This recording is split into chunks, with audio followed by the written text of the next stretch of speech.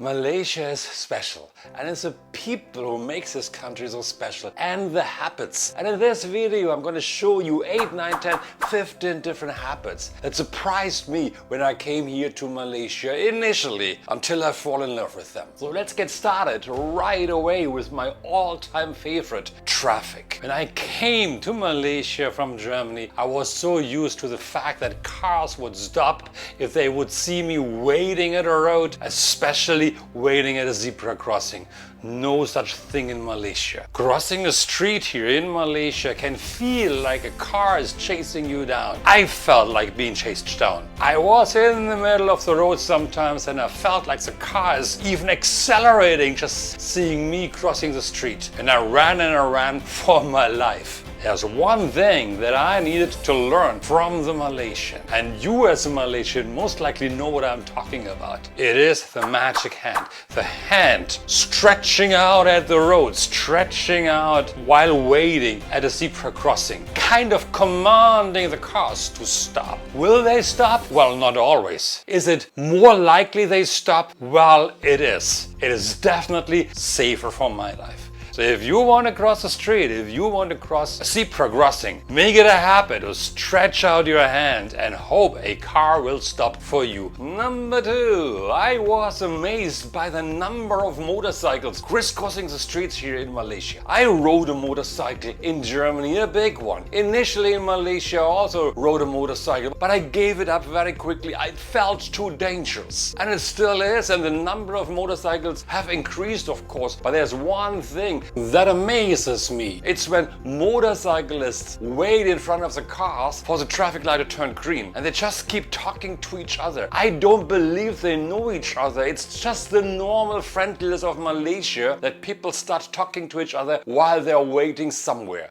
It's just wonderful. But it's very unique, I believe. Number 3, now something I'm asking you to help me. Why do motorcyclists wear a jacket in front? It still astonishes me. I have no idea why this is the case. Is it to protect them from the sunshine? Is it because the dust is there? Is it easier to take off and take on again? I don't know. I still don't know. I can't remember as well if I ever asked any of my friends. So I'm asking you here right now. Comment below if you have any idea, if you can help me out here in understanding why do motorcyclists wear the motorcycle jacket from the front. Number 4, it's about carrying the whole family on a motorcycle. It's not that often the case here in Kuala Lumpur, but when I see it, I'm scared. It's a father and the mother and 1 or 2 children sitting on a motorcycle, holding dearly to each other. I don't know what you mean by it. I'm scared it's a father and a mother and one sitting on a motorcycle holding brother.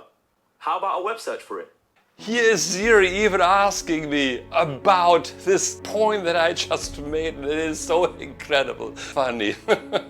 When I see the family, it gives me the guilty feeling inside me. Please, if you are one of those who are riding the motorcycle with more than 2 people, take care while you ride. Next point is cars zigzagging all the time on the roads. Coming from Germany, most of the time, cars are lining up when there is a traffic jam. It's kind of procedural. You don't jump across to the other lane. In Malaysia, the moment there is a lane going slower than the others, instantly you see indicators coming up. The cars want to move out from their lane onto the next lane that seem to move faster. It's psychological, of course. It's the feeling like, hey, they move faster, I gotta be there. It's like the grass is greener on the other side. My wife told me I adapted quite well to this one as well, that I can zigzag, and I think I do. The next point I want to point out, and it's lesser nowadays than it was at the time when I came. No walking in Malaysia. Gosh, it was so strange. But what happened is that my friends drove their car if the next destination was just about 200, 300, 400 meters away. And I thought like,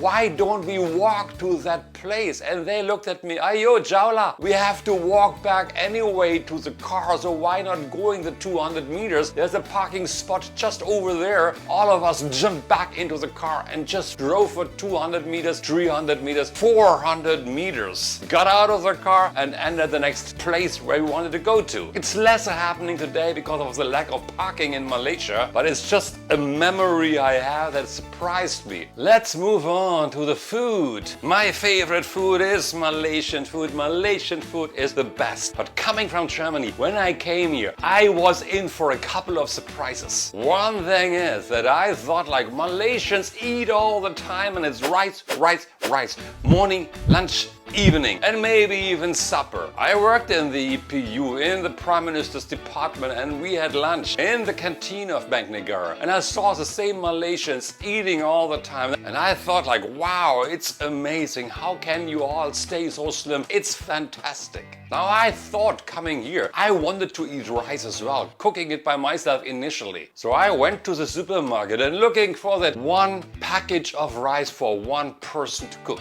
It didn't exist, of course. And I was looking up and down the aisles, couldn't find it at all, until I realized that the smallest package available in Malaysia is at least 10, 15 or 20 kilos. Not a single person package. So I was in for a surprise as well, because I looked at that big bag and I thought like, this kind of bag will take me 20 years to complete. That was before I also started to eat rice all day long. The next point related to food is everything campur, mixed up together onto one plate. It's happening more when I go to the Mamak stalls. And even I take sometimes the beef or the chicken or the fish onto one plate. It doesn't happen like this in Germany. You have beef today and chicken tomorrow and fish the third day. But you don't put it all together onto one plate. Here in Malaysia, it's happening. And next to it, related to it, are the curries. Fish curry, chicken curry, the dal, and any other curry available. And all of it onto the food, into the rice. Flavors exploding in the mouth. Coming from Germany, when I arrived here, I initially thought like, how is that possible? Mixing it all together, not realizing that's the magic. Next point, related to food still, is the cold food.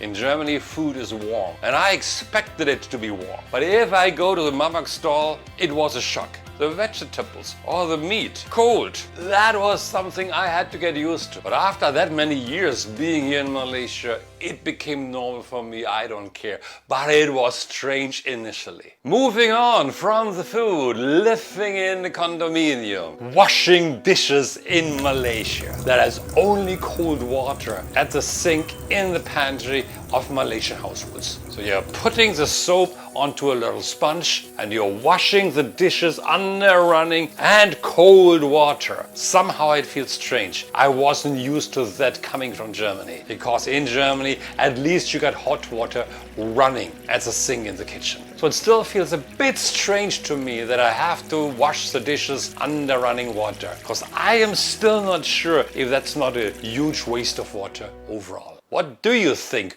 watching that video here? Also, of course, that dishwashers are not so common here in Malaysia, while they are more common nowadays in Germany. Malaysian toilets in public places were, and some still are, not known for their cleanliness. It's highly likely that the floor is wet, water from the usage of the bidet. As a tourist, you're most likely not used to seeing water on the floor, seeing water on the toilet seat, because the person before you use the bidet. It is something I had to get used to when I came to Malaysia. Of course, I wish the toilets were dry.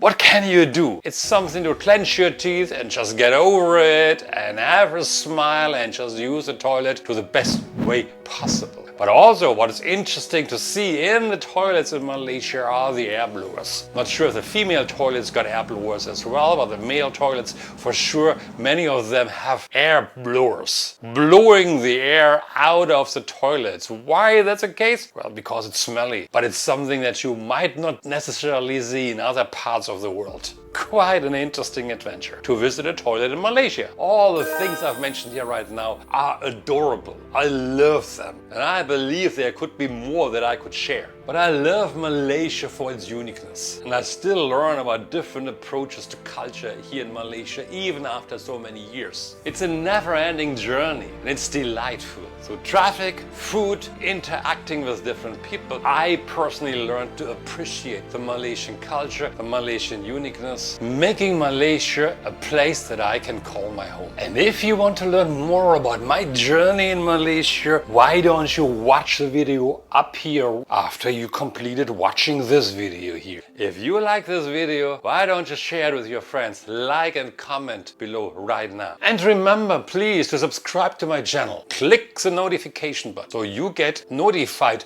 when I launch a new video. And I'm off to create my next video. Until then, terima kasih, jumpa lagi and bye bye.